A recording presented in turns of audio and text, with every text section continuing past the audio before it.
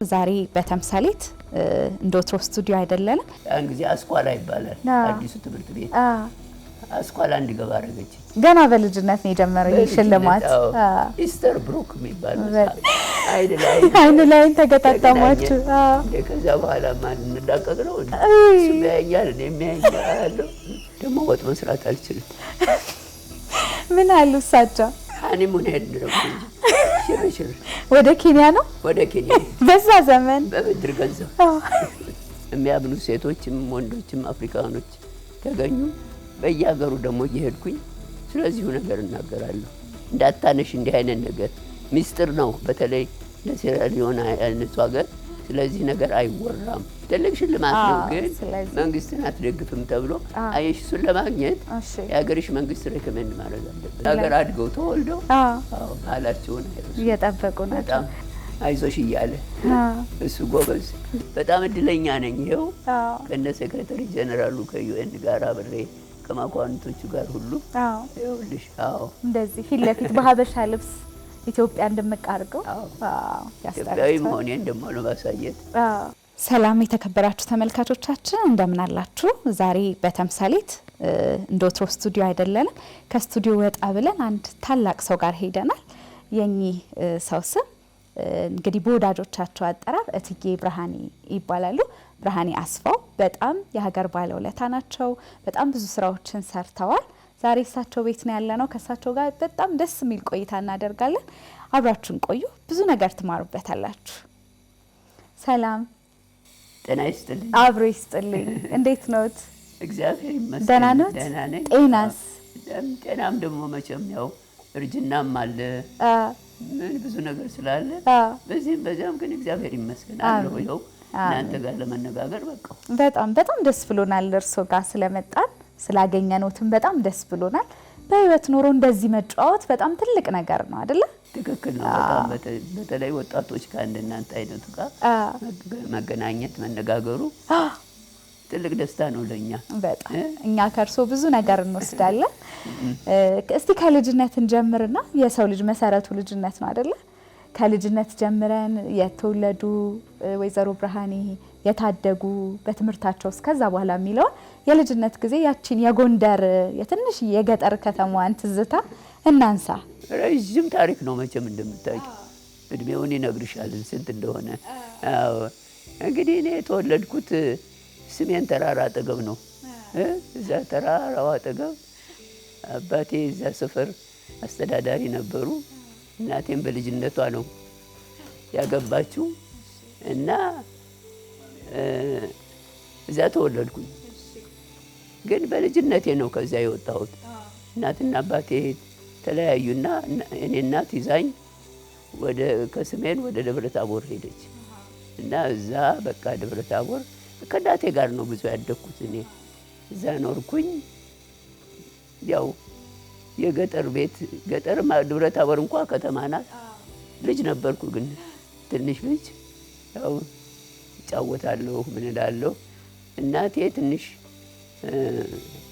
እድሜ 3-4 አመት ሲሆን ማስተማር ጀመረች ትምህርት ቤት ውስጥ ነው ቤት ውስጥ ቀለም እየበጠበጠች ብዕር እየቀረጠች ከቀለም ይሄ ሴቶች እንትን የሚሉበት ቀለም አለ የሚያጠነጥኑበት እሱን እየቀረጸች አሁን አስተማረች በጣም ይደንቃል እና አሁን አስተምራ ስለ ስርዓት ደግሞ ባህልን እጅ መንሳት ሰውን ማክበር ታሪክ ደግሞ ቁጭ ስል ማታ የቤተሰብ ታሪክ ይነገረኛል እና በሷ ነው እንግዲህ አደኩኝ በባህል በእናቴ አስተማሪነት አደኩኝ በልጅነቴ ከደብረታቦር ደግሞ ትንሽ ከፍ ስል ወደ ጎንደር ይዛኝ መጣ ወደ ዋናው ወደ መሃል ጎንደር እሺ ከዛ በኋላስ እንዴት ነው ወደ ትምህርት ቤት የገቡት በዛ ዘመን እንግዲህ ሴቶች በጣም ለትምህርት ማይዘጋጁበት ለትዳር የሚገፋፉበት ዘመን ነበርና እንዴት ወደ ትምህርት ሄዱ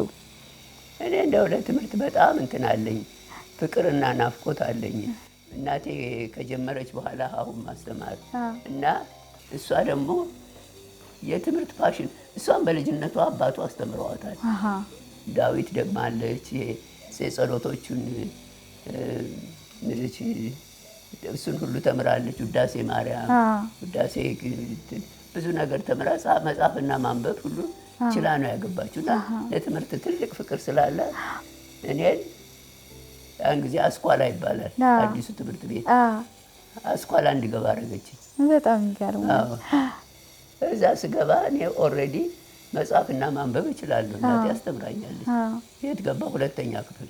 በጣም ይገርማል። ጥሩ ተማሪ ሆንኩ። እዛ ሁለተኛ ክፍል ተማርኩልሽና እንደገና ትምህርት ቤት ተቀየረ። መጀመሪያው ትምህርት ቤት ጻድቁ ዮሐንስ ይባላል። እዛው ጎንደር ነው። ጎንደር ነው። ሁለተኛው ትምህርት ቤት ደግሞ አስኳላ ቀዳማዊ ኃይለ ሥላሴ ነው። የእቴጌ አይደለም የልዕልት ተናኘ ወርቅ ትምህርት ቤት እዛ ገባሁኝ። ፈረንጆች አስተማሪዎች ነበሩ። ሚስስ ስፒድ የሚባሉ እንዲያውም አንድ አስተማሪ ነበር። እሳቸው እንግሊዝኛ ያስተምሩናል። ኢትዮጵያኖችም እንግሊዝኛ የሚችሉ ነበሩ። እዛ ተማርኩ። ጥቂት ላይ ነው መቼም ሴቶቹ። ከዛ ሶስተኛን ጨርሼ አራትን ጨርሼ ተሸልሜ ከልዕልት ተናኘ ሽልማት አገኘሁ። አንደኛ ነው ሁለተኛ ወጥቼ። በጣም ይገርማል። ያችን ስጨርስ ወደ ደሴ መምጣት ኖረብን። እናቴ ጎንደር አልተመቻትም ብዙ። አባቷ ደግሞ ደሴ መጥተው ነበር እና ወደ እሳቸው ወደ ደሴ መጣሁ። አራተኛ ክፍል እንደጨረስኩ አራተኛን ጨርሼ ስመጣ 5 ደሴ ገባሁ። ይኸውልሽ እንደዛው ቀጠለ። ከ5 ወደ 6ኛ ክፍል ድረስ ነበረ ያኔ እቴጌ መነን ትምህርት ቤት ደሴ እና እሱን 6ኛ ስጨርስ 7ኛ ክፍል ወንዶች ጋር ነው የምንማረው ተቀላቅሎ። ከዛ በፊት ሴት ብቻ ነው? ከዛ በፊት እቴጌ መነን ሴቶች ብቻ ነው። ወይዘሮ ስሂን ትምህርት ቤት ግን ወንድና ሴት ተቀላቅለን 7ኛ ክፍል እያለሁልሽ ገና ተማሪ ነኝ እና አንድ ጊዜ ጃንሆይ ሊጎበኙ ደሴን መጡ። መሳፌ ውስጥ አስገብቼ አይቼዋለሁ በደንብ። ሊጎበኙ ሲመጡ ፈተና ተሰጠን። ክፍል ውስጥ ቁጭ ብለን አንድ ጥያቄ ቦርዱ ላይ ተጻፈና መልሱ ተባለ። አንድ ልጅ ጻፈና እጁን አወጣ። ግን ልክ አልነበረም እሱ። እኔ አወጣሁ። እኔ ልክ ነው። ልክ ሲሆን ብዕር ተሰጠኝ። በቀዳማዊ ኃይለ ሥላሴ ገና በልጅነት ነው የጀመረው ይህ ሽልማት። ኢስተር ብሩክ የሚባል ብዕር ተሰጠኝ። እሱ መቼስ ምን ልበልሽ፣ እሱን ይዞ ለመጻፍ የኔ ተራ እየተቀባበላችሁ እየተነጣጠቃችሁ እሱን አረግንና 7ኛ ክፍል ጨርሼ ወደ 8 ስንገባ 2 ሴቶች ብቻ ነበር። 2 ሴት በአንድ ክፍል? በቃ 2 ሴቶች ብቻ፣ ሌሎቹ ወንድ ናቸው። እና ያን ጊዜ 7ኛ ክፍል እያለሁ 3ኛ ወጣሁ። 3ኛ ስወጣ የደሴ ትምህርት ቤቶች ዳይሬክተሩ ሽልማትን ወደ 3 አውርዶ እኔ እንዳገኝ አደረገልኝ። በጣም ይገርማል። እዛ 8 ገባንልሽ። 8 ያኔ ስኩል ሊቪንግ ሰርቲፊኬት 8ኛ ክፍል ተፈጥረሽ ወደ 9 ያንን ፈተና መጣ ከትምህርት ሚኒስቴር። እሱን ወስጄ አለፍኩኝ። ሁለታችንም ሴቶቹ አለፋችሁ? አለፍን። ወንዶችም ያለፉ አሉ፣ ያላለፉም ነበሩ ጥቂት። እዛ ወደ አዲስ አበባ። ስለዚህ 9ኛ ክፍል ቀጥታ ወደ አዲስ አበባ እቴጌ መነን የመጡት? እቴጌ መነን ትምህርት ቤት ያን ጊዜ መጣሁ። ያን ጊዜ ዳይሬክተሯ ደግሞ ወይዘሮ ስንዱ ገብሩ ናቸው የታወቁት። በደንብ ትልቅ እድል ነበር ያን ጊዜ። ጥቂት ስለሆነ የሴቱ ተማሪዎች እሳቸው ጠንከር ብለው በቃ ትምህርት እንዲጨርስ ሴቱ እንዲያውም ቤተሰብ እያስፈረሙ አንድርም በሉ እያሉ እንደሱ አድርገው 9ኛ ክፍል እኔ ገባሁኝ። የኔ አያቴም የእናቴ አባት በትምህርት ያምኑ ነበር። የሴት በመዳር በምናምን አያምኑም። አዎ። እና በቃ በሳቸውም እርዳታ ማበረታት፣ በወይዘሮ ስንዱ ደግሞ ጥንካሬ እንዲያውም አንቺ ኮሜርስ ምናምን አትሄጂም እንትን ነው አካደሚ ዩኒቨርሲቲ ነው የምትገቢ። በጣም ደስ የተማርኩ ይላል። 9 ጨርሼ 10 11 12 እዛው እቴጌ መነን እዛው እቴጌ መነን ተንቀባረን ምግቧ ነው አለ። ምን በኋላማ ዩኒፎርም የሚሰጠን ጀመር። በጣም ደስ አንደኛ 12ኛ ተንቀባረን አይዟችሁ እየተባለ ተምረን ዩኒቨርሲቲ ኮሌጅ። በጣም ደስ ይላል። ዩኒቨርሲቲ ኮሌጅ ቀዳማዊ ኃይለ ሥላሴ ነው። በዩኒቨርሲቲ ኮሌጅ ቀዳማዊ ኃይለ ሥላሴ ትምህርት ቤቱ ወደ ዩኒቨርሲቲ ስገቡ ዩኒቨርሲቲ ኮሌጅ ገባን። ልክ እኛ 4ኛ ዓመት ስንገባ ጃንሆይ ግቢያቸውን ለዩኒቨርሲቲው ሰጡና አዲስ አበባ ዩኒቨርሲቲ ሆነ። የቀዳማዊ ኃይለ ሥላሴ ዩኒቨርሲቲ ተባለ። ያ 6 ኪሎ መኛ የነበርንበት ተጠቃሎ እንደሱ ሲባል እኛ የመጀመሪያዎቹ የቀዳማዊ ኃይለ ሥላሴ ዩኒቨርሲቲ ተመራቂዎች ሆናችሁ ሰርቲፊኬቱን ዲግሪያችንን አገኘን አለ። እንደው ፎቶግራፉ ከጃንሆይ እጅ ሲቀበሉ አይቼዋለሁ። እሱንም መጽሐፍ ላይ ተገልጿል።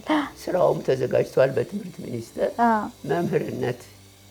መምህርነት ነው የመጀመሪያ የገቡት። እዚህ ኮከበ ጽባ እዚህ ጎረቤቱ አስተማሪ ሆንኩልሽና ቤትም ሰጡኝ። ደግሞ የሚገርምሽ በዛ ጊዜ ደግሞ አግብቻለሁ። ልክ ዩኒቨርሲቲ እንደጨረስ በሰኔ ነው እንደዚህ ጨርሼ ነሐሴ አገባሁ።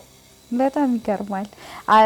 በድሮ ጊዜ አያገቡም ነበር አይደል? ማለት ቀጥታ ከትምህርት የተሻለ ጋብቻ ነበረ የሚፈቀደው። እርሶ ግን ሁለቱንም ያንን አጠቃለሉ። ሁለቱንም አጠቃለልኩ። ልጨርስ ጥሩ ባል አገኘሁ ማለት እጮኛ አገኘሁ።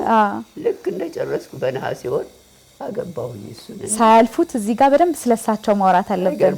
በጣም ስለ ኢንጂነርማ ሳናወራ አንቀርም አይደለ? ስለ ኢንጂነር ሳናወራ አንቀርም። በደንብ እንዴት ተገናኛችሁ? ኢንጂነር በጣም ታዋቂ ሰው ናቸው። ኢንጂነር ተረፈ በጣም አሜሪካን ሀገር የታወቀ ትምህርት ቤት ተምሮ ኢንጂነሪንግ ሬንስለር ፖሊቴክኒክ ይባላል አርፒአይ። እዛ ተምሮ ወደ አዲስ አበባ ተመልሶ መጥቷል ዲግሪውን ይዞ እና እኔ ልክ ወደ መጨረሻ ደርሻለሁ 4ኛ ክፍል እና አንድ ጓደኛዬ ታገባ ነበር። እሷ ሰርግ ጠርታኝ ሄድኩኝ።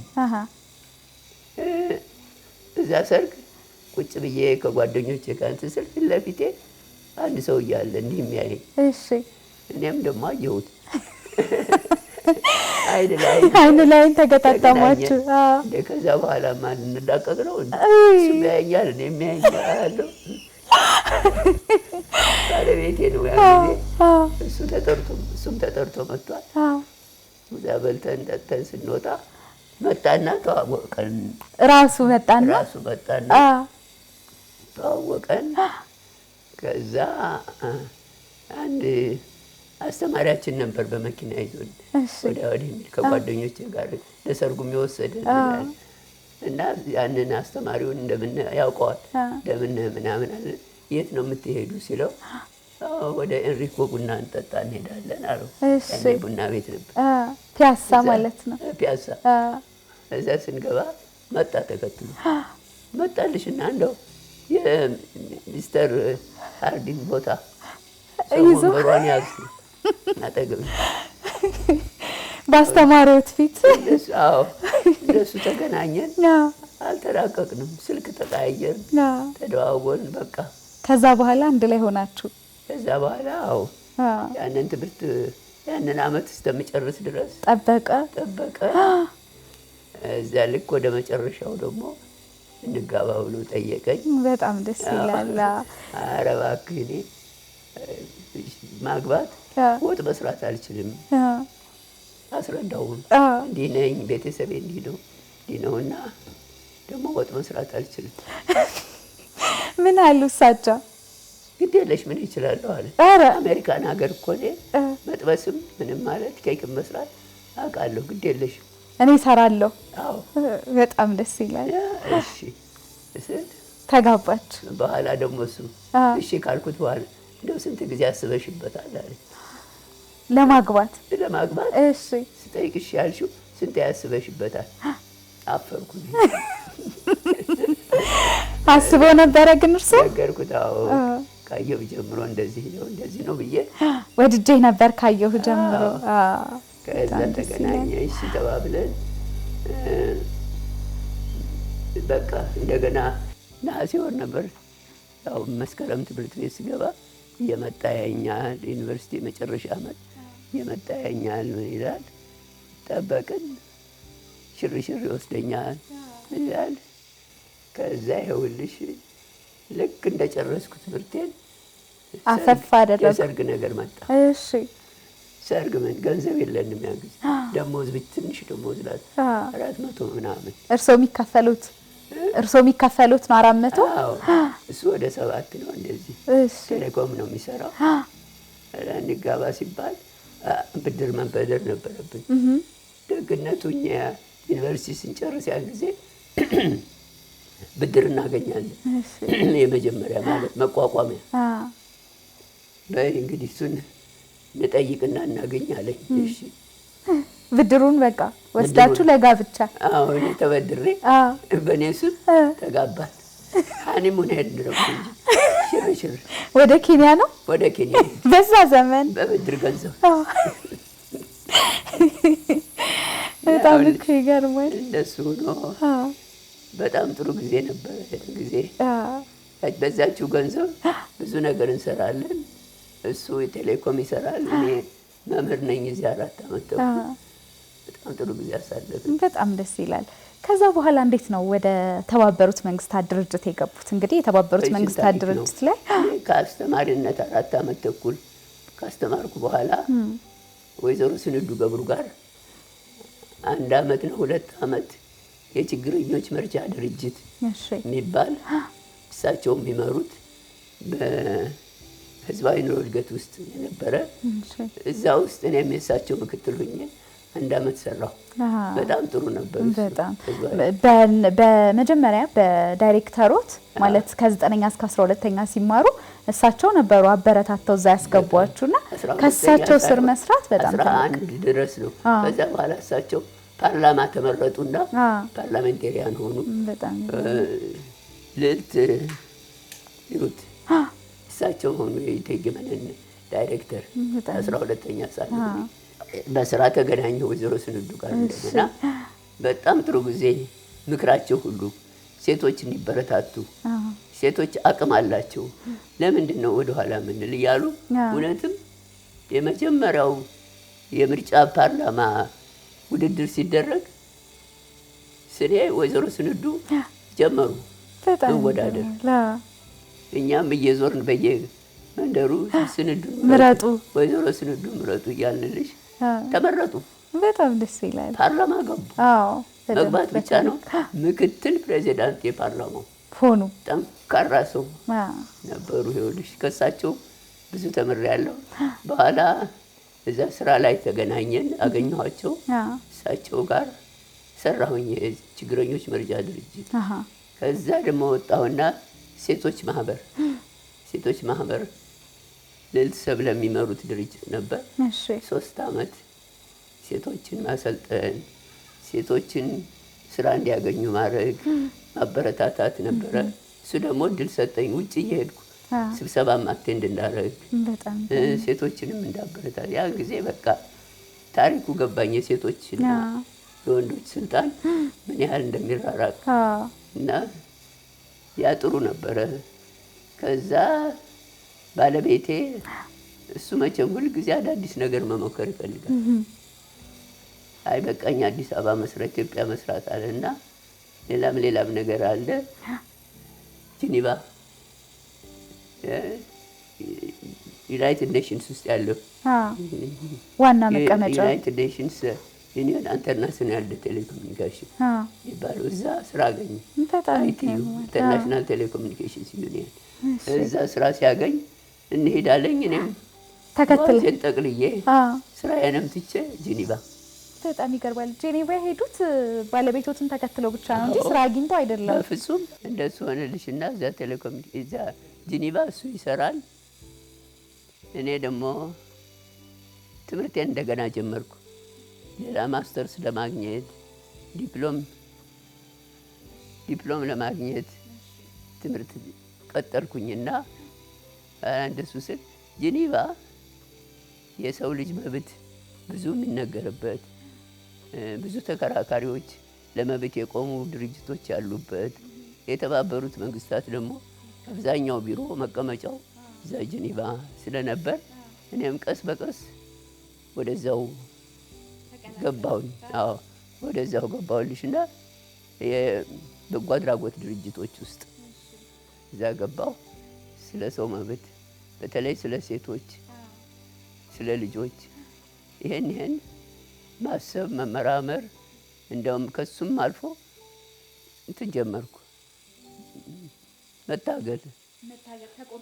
መታገል ተቆርቋሪ መሆን ተባበሩት መንግስታት ላይ ቀርቤ መናገር ድምፄን ከፍ አድርጌ በድርጅቴ ስም መናገር ስል ኋላ የሴቶችን ነገር ስንል በተለይ ጎጂ ባህሎች ጎጂ ባህል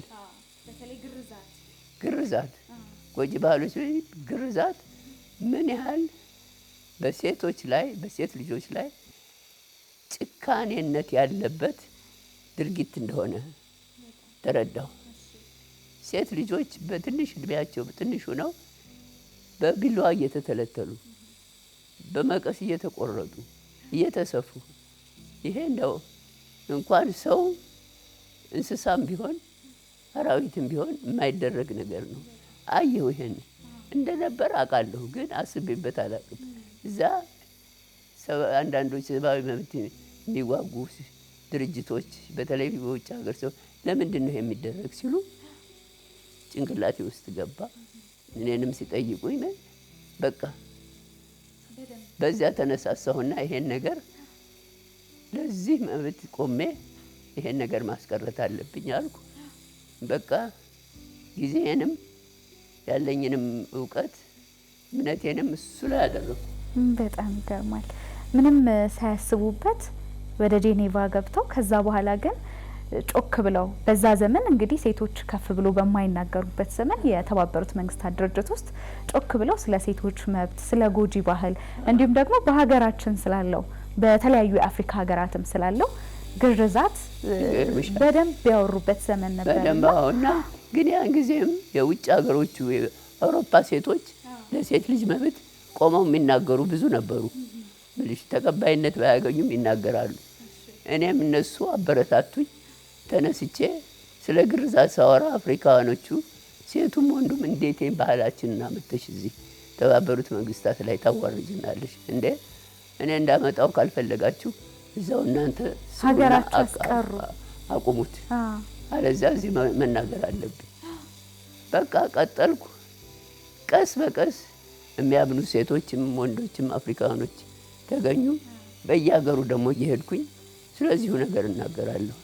ለምንድን ነው እንዲህ የሚሆን? አንዳንዱ ቦታ እንዳትመጪ ይሉኛል።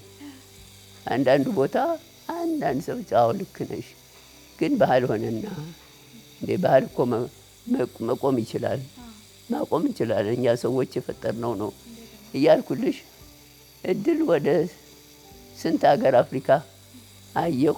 ፈረንሳይ ተናጋሪዎችም እንግሊዝ ተናጋሪዎችም እየዞርኩ እዚህም መጣሁ። ኢትዮጵያ ውስጥ ጅቡቲ ሄድኩኝ። ጅቡቲማ ሴት ልጅ ስትገረዝ ባይኔ አይቻለሁ እንዴት እንደሚሆን። አዎ ምን በቃ ብዙ ሀገር ነው ሄድኩት። በጠቅላላ ወደ 80 ሀገር ይሆናል ዓለም 80 ሀገር ዓለም ላይ በዚሁ በግርዛት ጉዳይ ያው በሴቶች መብትና በግርዛት ሆኖ የምሰራው እኔ ግን የሴቶች መብት በጠቅላላ ቻይናም ጃፓንም ብዙ ቦታ ሄጃለሁ። እና ይኸውልሽ እንደዚህ እያልን ሰራሁኝ። በጣም የሚያስደስተኝ። ከዛ በኋላ የሚከተሉኝም ሴቶች መጡ። ከዛም በፊት የነበሩት ፈረንጆች ናቸው ብዙዎቹ። እሰይ እንደግ አደረግሽልን፣ ድምጻችን እናሰማሽልን ይሉኛል። ይሄንን ነገር ያነሱት ይኸውልሽ እሱ እንዲያውም የተባበሩት መንግስታትም ተቀባይነት አገኘ። ሄደ ተቃውሟችን ስናነሳው በኋላ የልጆች መብት ኢንተርናሽናል ኮንቬንሽን ኦን ዘ ራይትስ ኦፍ ዘ ቻይልድ የሚል እሱን ሲያረቁ እሱን እንትን ለማድረግ ሲያረቁ እዛ ውስጥ እኔም ነበርኩ። አንድ ሌላ ጓደኛ እንዴ እዚህ ውስጥ የሴቶች ግርዛት መግባት አለበት መከልከል አለበት አለና አረቀን አቀረብ ተቀበሉት።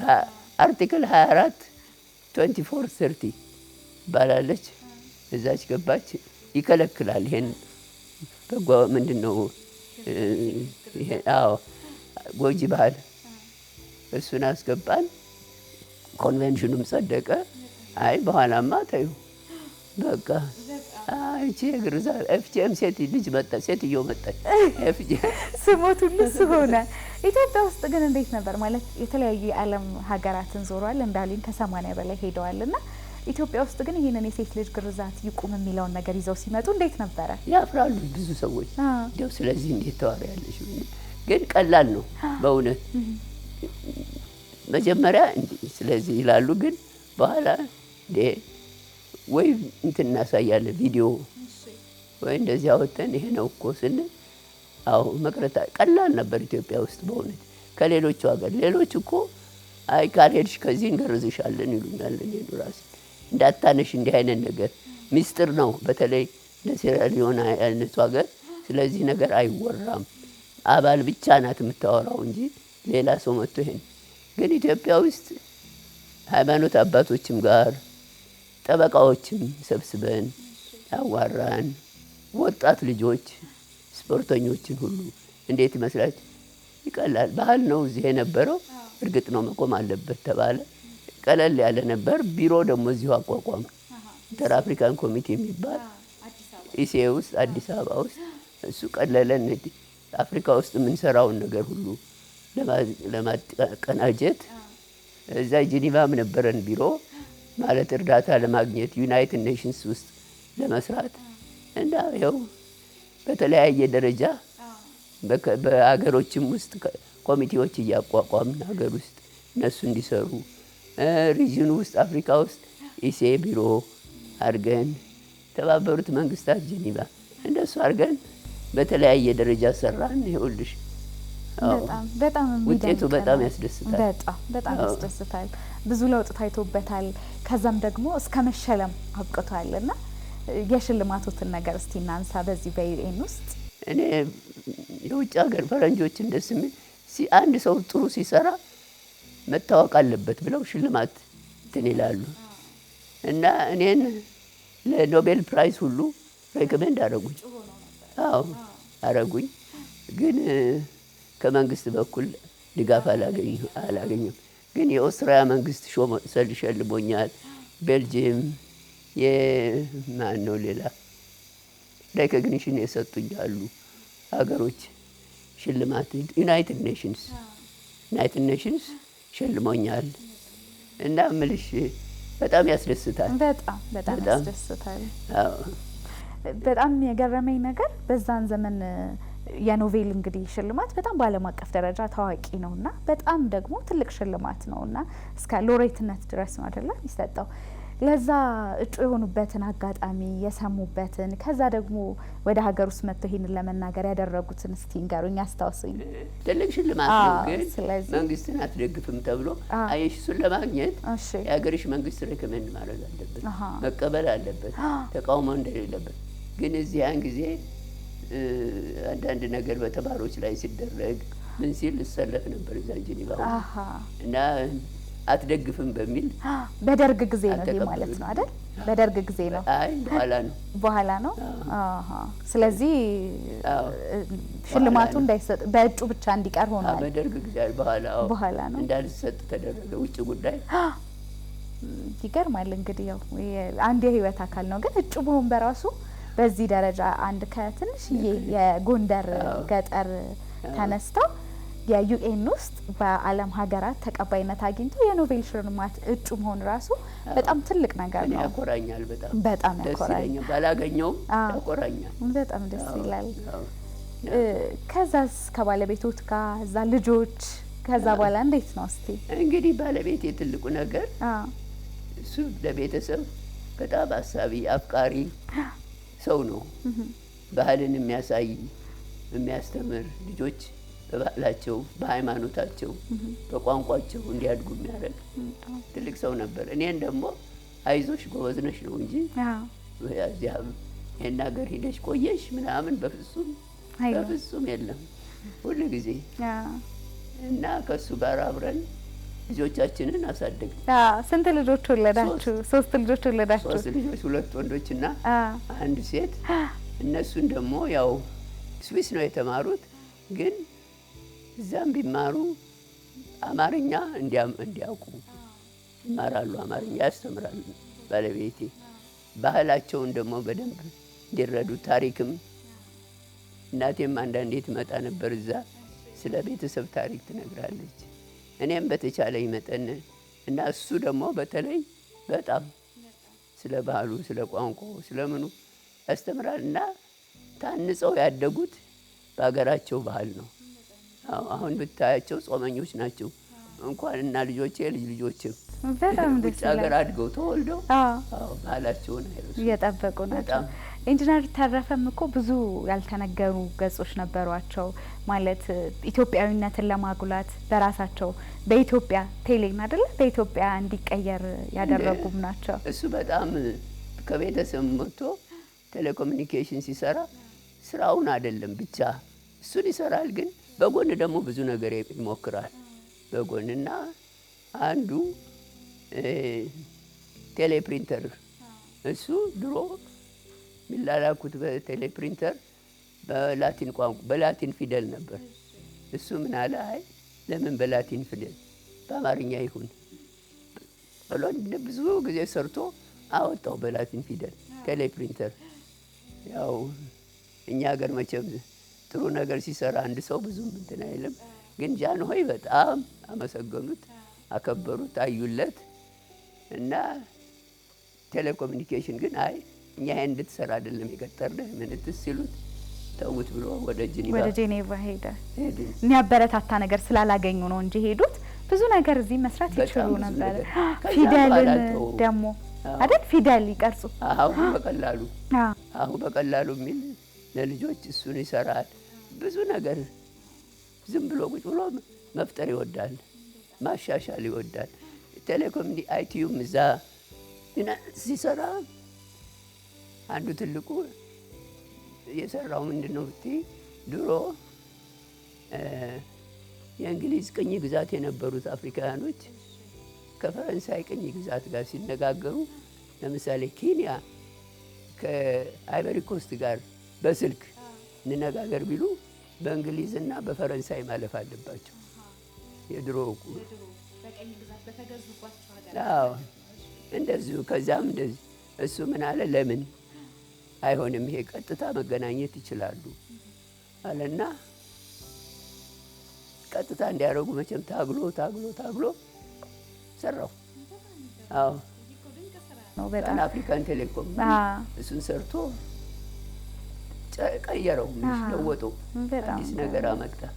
እሱን ታዲያ ድርጅቱ ከተቋቋመ በኋላ ፓን አፍሪካን ቴሌኮም የሚለው አፍሪካ ዴሊጌትስ እሱ እንዲመራው ሲሉ ኢትዮጵያ መንግስት ደግሞ እምቢ አለ። ምን ነው እኛን አይደግፍም እሱ። ወይ ጉድ! ኤኒዌይስ ነገሩ ተሰራ። እሱ እስካሁን ድረስ ያው አለ። ብዙ ነገር ለአፍሪካ ሰርቷል። የአፍሪካ ቴሌኮም እንዲያድግ፣ እንዲተካከል፣ እቃዎቹ የሚሸጡት እዚያ ትክክለኛ እንዲሆኑ ብዙ ነገር በጣም ይገርማል። ኢንጂነር ተረፈ እንግዲህ በጣም የሰራውን ነገር የተቀጠረበትን ብቻ ሳይሆን ሌላም ነገር ይፈጥራል። በጣም ሁሉ ጊዜ እኛንም ቤተሰቡንም ልጆቹንም ሞክሩት እስቲ፣ አይዞህ ነው። በጣም ይገርማል።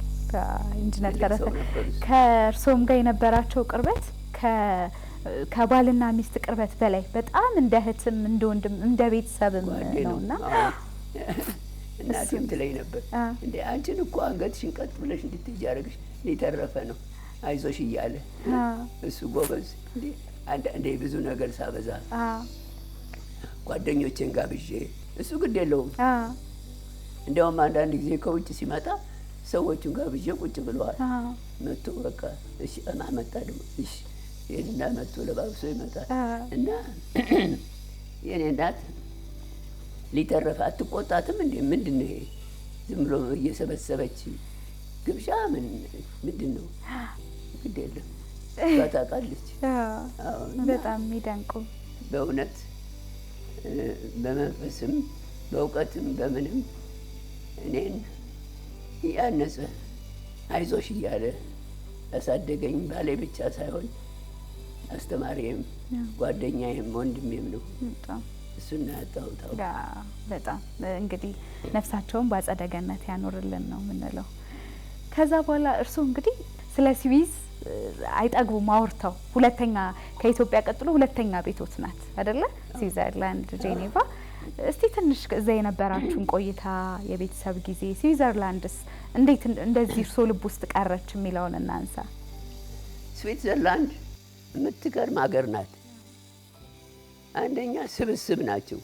ፈረንሳይ ተናጋሪ፣ ጀርመን ተናጋሪ፣ ጣሊያን ተናጋሪዎች ናቸው። አንድ ላይ ሆነው ካንቶን ምን ማለት አገር ፈጥረዋል። ካንቶኖቹ ተሰባስበው ፈጥረዋል። መብታቸው በቋንቋቸው መናገር ይችላሉ። ዴሞክራሲ 100% ነው እንደምታየው። እና እነሱ ኢሌክሽን አለ። ከኢሌክሽን በኋላ አንድ 7 እንትኖች ይመረጣሉ። ኮሌጂያንስ ይባላሉ 7። እና እነሱ ናቸው በየአመቱ እየዞሩ ፕሬዚዳንት የሚሆኑት። አሁን እንጂ ፕሬዚዳንት ተብሎ ቤት ያለው የፓላስ ያለው ምናምን የለም። በየቤታቸው ነው ሁሉ ቁጭ የሚሉት። ደንበኛ ዴሞክራሲ ነው መቼም ሁኔታቸው። እና አንድ ሰው ችሎታ ካለው ከሰራ፣ ፍላጎት ካለው ሰርቶ እንትን ማድረግ ነው። ስራ አጥቶ ደግሞ ውጭ ማደር የለም። ድሀ ሆኖ ስራ በፍጹም ሁሉ መንግስት እንደምንም ብሎ ወስዶ አላቸው ቦታ፣ የድሀ ቦታ ማለት ችግረኞች ቦታ እዚያ አድርገው ያበላሉ። ስራ ደግሞ ፈልገው ያስይዛሉ። አንድ ሰው ውጭ አያድርም። ዴሞክራሲ፣ ምርጫ ምን እኔ ስዊስ ስኖር በመንግስት ላይ ተሰልፎ አንድም ሰልፍ አይቻላል። የለም የለም። እጅግ ሰላማዊ ጦርነት ውስጥ ገብተው አያውቁም። አንደኛው ዓለም ጦርነት ቢባል ሁለተኛው የሉም ስዊሶች። ግን ትልቁ እንትናቸው ምንድን ነው? ባንክ የባንኪንግ ስራቸው ሲስተሙ በጣም የረቀቀ ነው። ስለዚህ ሁሉም አሜሪካ ብትዩ እንግሊዝ ብትዩ ሀብታሞቿ የምትብራቸውን ስዊስ ነው የሚያስቀምጡት። ስዊሶች ደግሞ ያውቁበታል መያዙን። እሱን አለ። ሌላ ሰዓት ይሰራሉ። በሰዓት የታወቁ ናቸው። ሌላ ቾኮላት እንጂ ትልልቅ ኢንዱስትሪ የላቸውም። ይሄ መኪና ምንትስ ግን ሰርቪስ ኦሪየንትድ።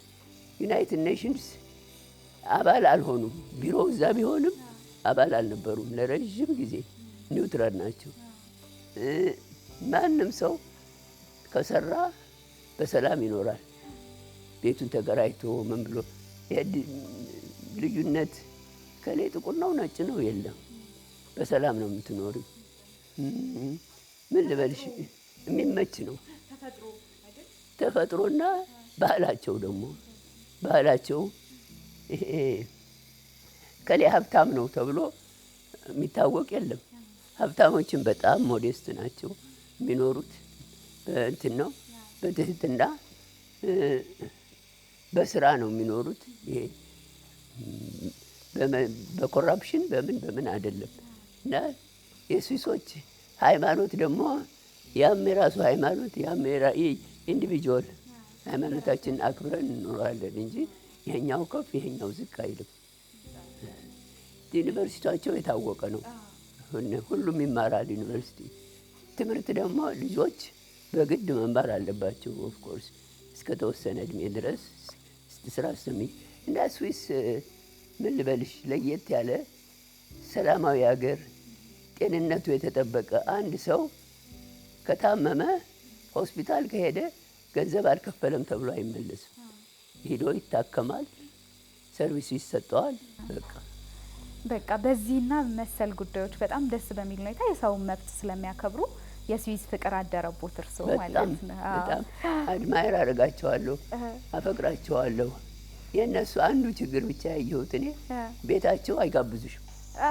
ይሄ ትልልቅ ግብዣ እንደ ኢትዮጵያ አይደለም አይደለም። ይሄ ትልልቅ ግብዣ ማድረግ፣ ሰርግ እንደዚህ መደገስ ምናምን አያውቁም። ሞደስት ናቸው በጣም ገንዘብን ቫልዩን ያውቃሉ። እርስዎ እኮ በጣም ሰው ወዳድ ኖት ይባላል። ቀደም ሲል ከቃለ መጠይቃችን በፊት ከጓደኞት ጋር ጨዋታ እያደረግን ነበር አይደለ? አብረን ምሳ እየበላን ጨዋታ እያደረግን ነበርና እሳቸው ሲነግሩኝ በቃ ሰው ናት፣ የሰው ፍቅር የገባት ናት። በዚህ እድሜያቸው እንኳን ሰው ማያጡ ናቸው። ቁጭ ብለው እንኳን መጥተው ቤታቸው ሙሉ ነው። የሰው ፍቅር አላቸው፣ ሰው ይወዳሉ። ስዊዝም የሚሰበስቡን እሳቸው ነበሩ ብለውኛል። እግዚአብሔር ይስጥልኝ። እኔ በቃ መቼም እወዳለሁ። አዎ ሰው የሰውን ፍቅርና ስዊሶች አይጋብዙም ቤታቸው። አንዴ አንድ ጋዜጠኛ ጠየቀኝ፣ እንዴት አገኘሽው ስዊስ? ይሄ ግሩም ነው፣ ሀገሩን እወደዋለሁ፣ ግን ችግሩ ስዊስ ቤት ተጋብዤ አላውቅም አልኩት። ጋዜጣ ላይ ወጣ። አትጋብዙም ብለዋል ኢትዮጵያውያን። አንድ ኢትዮጵያውያን አለ። አንድ ቀን አንዷ ሴት ስልክ ደወለችና ልጋብዝሽ እፈልጋለሁ አለች። እንዴት? ጋዜጣ ላይ አንብቤያለሁ። እሺ ሄድኩ ቤቷ። በደንብ ጋበዘችኝና ስትጨርስ ምን አለች? አይ እኔ ስዊስ አይደለሁም ፈረንሳዊ ነኝ፣ ባሌ ነው ስዊስ አለች። እንደሚጋበዝ ግን ላሳይ ብዬ ነው አለች። እና ይሄን ገንዘብ ማጥፋት ዝም ብለው በግብዣ በምን አይወዱ ማስቀመጥ።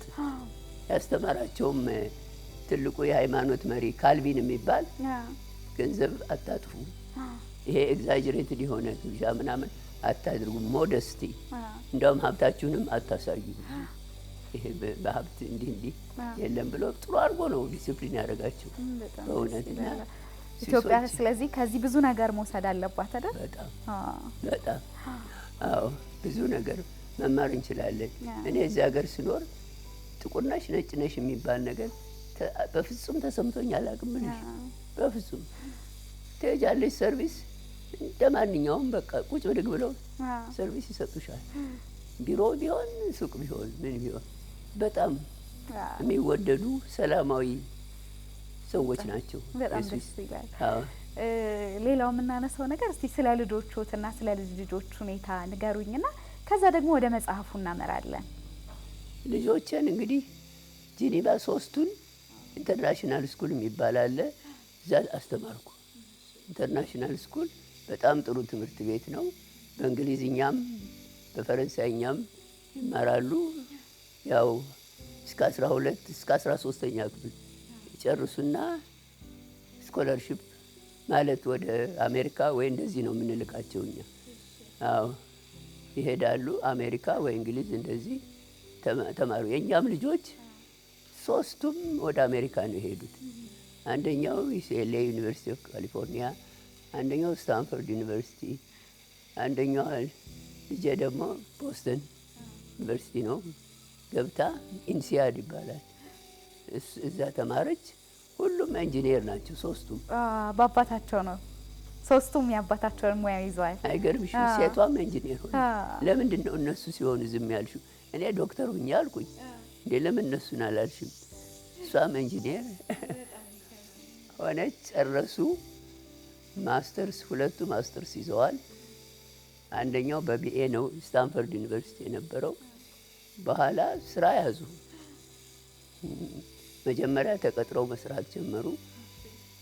በኋላ ግን አይ የራሳችንን ስራ ብለው አሁን አንደኛው ልጄ እዛው ጂኒቫ ትልቅ ፋክተሪ ያለው ብዙ ሰዎች የቀጠረ አርቲክልስ ይሰራል፣ ምን ይላል፣ እሱን ይሰራል።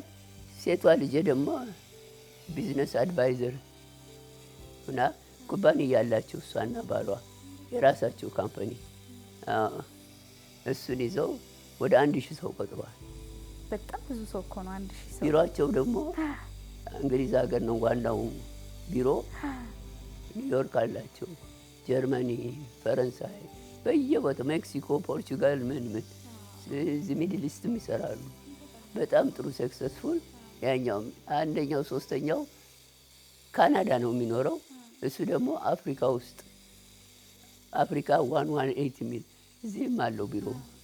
አዎ ኤምፕሎይመንት ኦፖርቹኒቲስ ምን እያደረገ ናይሮቢም አለው፣ እዚህም አለው፣ ካናዳ አለው። እሱ ይሰራል። በቃ የራሳቸውን። በጣም ይገርማል። ስለዚህ ከጠንካራ እናትና አባት የተገኙት እነዚህ 3 ልጆች እንግዲህ የቤተሰቦቻቸውን ፈለግ ተከትለው ትልቅ ደረጃ ደርሰዋል። ስለዚህ በጣም ደስ ይለናል። ስንት የልጅ ልጅ ደረሱ? 8 የልጅ ልጅ 8 የልጅ ልጅ ናቸው ያሉና ደስ ይላል በጣም። ተይኝ አልኩሽ። ግማሹ በእንግሊዝ ሀገር ነው ያደጉት፣ ግማሾቹ ካናዳ፣ ስዊትዘርላንድ። የልጄ ሴቷ ልጄ ባለቤት ደኒሽ ነው፣ ዴንማርክ ነው ተወላጅ ነው። 2 ክልሶች አሉ የእሷ ልጆች። የቀሩት በቃ አንዱ ትልቁ ልጄ 4 ልጆች አሉት፣ 4 ወንዶች። ሁለተኛው ልጄ ሁለተኛው አትበይኝ ይለኛል ሁልጊዜ። እሱ 2 ልጆች አሉት፣ ወንዶች ናቸው። ካናዳ ሚስቱ ዶክተር ናት። እሱም እንዳልኩሽ የራሱ ቢዝነስ አፍሪካ 118 አለው። 8 በጣም ደስ ይላል።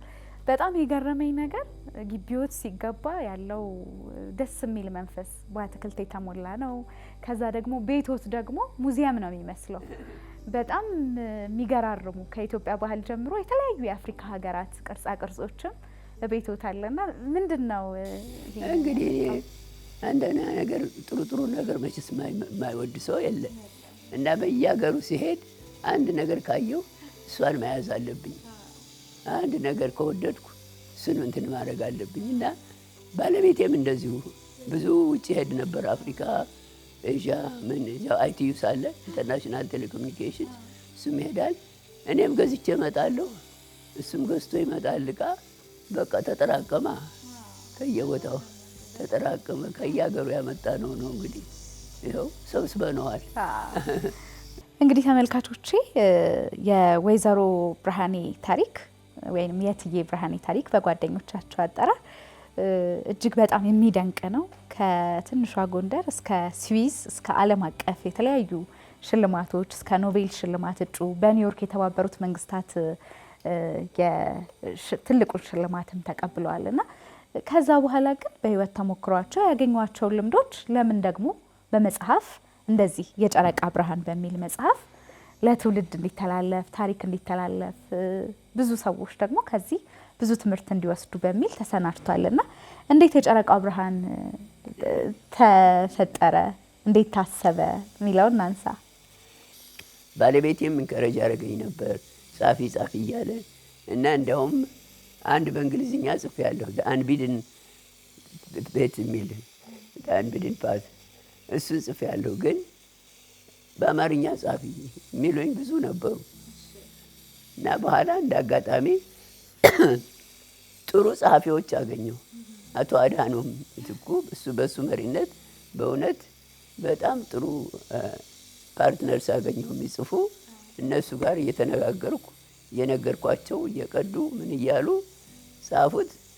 ታይትሉንም ያመጡት እነሱ ናቸው የጨረቃ ብርሃን ያሉት እና በእውነት ትልቅ እድል ነው ለእኔ። እነሱ አዘጋጁልኝ። ያው እኔ የሰራሁትም ቢሆን አዘጋጅተው ይኸው በዚህ መልክ አቀረቡልኝ። ተመርቋል። እንትኔን ትቻለሁ። እንግዲህ ሌጋሲ ይባላል። ትቻለሁ። የጨረቃው ብርሃን የሚለውን ስያሜ እንዴት እንዳመጡት እስቲ? እንደኔ እንግዲህ ጨረቃ ሁሉ ጊዜ ጨለማ ላይ ነው የምትወጣው አይደለም። የእሷ ደግሞ ብርሃን በጣም ውብ ነው፣ የሚያስደስት ነው፣ የሚጠቅም ነው እና እንግዲህ እንደኔ በዛን ጊዜ በጣም ጨለማ በነበረበት ጊዜ እንዲህ አይነቱን ጎጂ ባህሎችን የሚያነሳ ሰው ባልነበረበት ጊዜ እንግዲህ እድሜ ማነው ድምፄን ከፍ አድርጌ መናገሬ፣ መዋጋቴ፣ መታገሌ እኔ የጨረቃ ብርሃን ያሰኛል። የጨረቃ ብርሃን በጣም እኔማ እዚህ ፊት ለፊት ገጽ ላይ ያለው ፎቶ በተለይ በቃ በጣም ቁንጅናው በቃ ትጋቶት ከቁንጅና በላይ ያለው ትጋት፣ የብርታት መንፈስ፣ ለሴቶች የመቆም መንፈስ እነዚህ በጣም የሚያሳይ ነው አይደለ? እግዚአብሔር ይስጥልኝ። ቁንጅናማ እዛ እድሜ ቆንጆ ያልሆነ ማን አለ ብለሽ ቆንጆ ነው እና በጣም እድለኛ ነኝ። ይኸው ከነ ሴክሬታሪ ጀነራሉ ከዩኤን ጋር አብሬ ከመኳንንቶቹ ጋር ሁሉ ይኸውልሽ። እንደዚህ ፊት ለፊት በሀበሻ ልብስ ኢትዮጵያ እንደምቃርገው ኢትዮጵያዊ መሆኔን ደግሞ ለማሳየት የግድ የሀገሬን ልብስ መልበስ ነበረብኝ። በትክክል እውነት እነ ጴጥሮስ ጋሊም ጥሩ አድርገው ነው የተናገሩልኝ። እኔም እንግዲህ የምችለውን አድርጌ እዛ ላይ ደረስኩኝ። ምን ትያለሽ? ግን ብዙ ሰዎች ስም ነው የተሸለምኩት። እኔ ብቻ አይደለሁም ይሄን የሰራሁት። ብዙ ሴቶችም ብዙ ወንዶችም ይሄን ሽልማት አብረው የተካፈሉ ናቸው። በእውነት የኔ ስራ ብቻ አይደለም፣ የብዙ ሰዎች ነው። ሽልማቱ የድርጅታችንም ነው። በጣም ደስ ይላል። አሁን ወደ መጨረሻው እያለፍን ነውና አሁንስ ጊዜውትን እንዴት ነው የሚያሳልፉት? ምን በማድረግ ነው እንግዲህ የእርጅና ዘመን ነው አይደል? የትጋት ዘመን ላይ ሮጠዋል። የትምህርት ዘመን ላይ ትምህርቶትን በደንብ አግባቡ ተከታትለዋል። በኋላም ረጅም ዓመት ውጭ ኖረዋል። ከዛ በኋላ ደግሞ ወደ ኢትዮጵያ ተመልሰው እንግዲህ ረፍት እያደረጉ ነውና የእርጅና ጊዜውት እንዴት ነው እያሳለፉ ያሉት? አሁን እንግዲህ ማለት አንደኛ ነገር ሀዘኔ ገና አልወጣልኝም። የባለቤቴን ማጣት እሱን እንደምንም ብዬ እየታገልኩ ነው። አንዳንድ ነገሮች በማድረግ እሱ የተዋቸውን ነገሮች አንዳንዶችን በመከታተል ከልጆቼ ጋር በመነጋገር እንደዚህ ነው እና በዚህም በተጨማሪ ወልዲያ የእናቴን ቤት መጽሐፍት ቤት አድርጌዋለሁ። ፓብሊክ ላይብረሪ እሱን እናካሄዳለን። ላይብረሪውን ሰው መጥቶ ያነባል። ኮምፒውተር አለ ይሰራል። መጀመሪያ የእሷን ቤት የአዋላጆች ጎጆ አድርጌው ነበር። እነኚህ አቅም የሌላቸው ሴቶች መጥተው እዛ ወልደው ሐኪም አለ ሐኪም እያደረግን እዛ እንዲወልዱና እንዲታረሱ ማለት እንዲታከሙ ነበር። እሱን አድርገን ጥቂት ዓመት ሰራን። ግን መድኃኒት ማግኘቱ ምኑ ችግር ሆነ። ላይብረሪ ፐብሊክ ላይብረሪ አድርጌው እሱን እያካሄድኩ ነው። ባህር ዳር ደግሞ ትምህርት ቤት አለኝ ኪንደርጋርተን እና እስከ 2ኛ ክፍል ድረስ ልጆች የሚማሩበት። እሱንም እንግዲህ እየተከታተልኩ ነው። ባለቤቴ የጀመረው አንኮበር ሎጅ አለ። የአንኮበር ቤተ መንግስት ቱሪስት የሚመጣበት ትልቅ እንትን ነው፣ ድርጅት ነው። እሱንም እንግዲህ ከልጆቼ ጋር እከታተላለሁ። እና አንዳንድ ድርጅቶች ደግሞ አባል ነኝ። አሁን የኃይለ ሥላሴ ፋውንዴሽን የቦርድ አባል ነኝ። ሮቶሪያንም ነበርኩ ነኝ። አሁንም ብዙ ጊዜ አልገኝም እንጂ እና እንደዚህ ማህበርተኞች አሉኝ። እነሱ ጋር አንዳንድ ነገር እናደርጋለን፣ እንገናኛለን። በዚህ ነው እንግዲህ በጣም ደስ ይላል። እኛ እንግዲህ የምንለው እድሜ ሰጥቶት ይሄንን ታሪክ ለማስተላለፍ ስለበቁ በጣም ደስ ይለናል። እኛም ደግሞ የዚህ አካል ሆነን እርስዎን አናግረን ለሌሎች ተምሳሌት እንዲሆኑ ብዙ ሰዎች ከእርሶ የህይወት ልምድ የትዳር ይሄንን ያክል ዘመን በትዳር መቆየት ቀላል ነገር አይደለም። የትዳር የቤተሰብ መመስረት ሰውን የመውደድ ብዙ ነገሮችን ማንሳት እንችላለን። በኋላም ደግሞ እንደዚህ በበጎ ፍቃድ ላይብራሪ እስከ ማሰራት የቱሪስት ማዕከልን እስከ ማስገንባት መድረስ ትልቅ ነገር ነውና እሳቸውም ህልም ማስቀጠል ራሱ ትልቅ ነገር ነውና ደስ ብሎናል። የእርሶ ታሪክ አካል ስለሆነ በጣም ደስ ብሎናል። ቤቶት ጋብዘው እንደዚህ ተንከባክበው ስላቆዩን መልካም ጊዜ እንዲሆንልዎት እመኛለሁ። አመሰግናለሁ። እኔ ደግሞ በጣም አመሰግናለሁ። እዚያ ድረስ ከዚያ ተነስታችሁ እዚህ መጣችሁ ያን ሁሉ አዘጋጅታችሁ ጥያቄውን ምኑ ሁሉ እንዲህ አይነት ትኩረት ስለሰጣችሁ በጣም ነው የማመሰግነው። በእውነት ትልቅ ነገር ነው። ተረሳው አለልም። አዎ የሰራሁት ነገር ጥሩ ነው ማለት ነው። በጣም እንደናንተ አይነቱ መጥቶ ጊዜ ሲያሳልፍ ከነኛ አመሰግናለሁ። ቀጥሉበት። እንግዲህ ሌሎችም አሉ ብዙ የበለጠ የሰሩና እነሱንም እንደዚሁ እድል ስጡ። እሺ፣ እናመሰግናለን። የተከበራችሁ ተመልካቾቻችን እንግዲህ የተምሳሌት ፕሮግራማችንን አይታችኋል። በሚቀጥለው ሳምንት በሌላ ባለታሪክ እንገናኛለን። መልካም ጊዜ ይሆንላችሁ።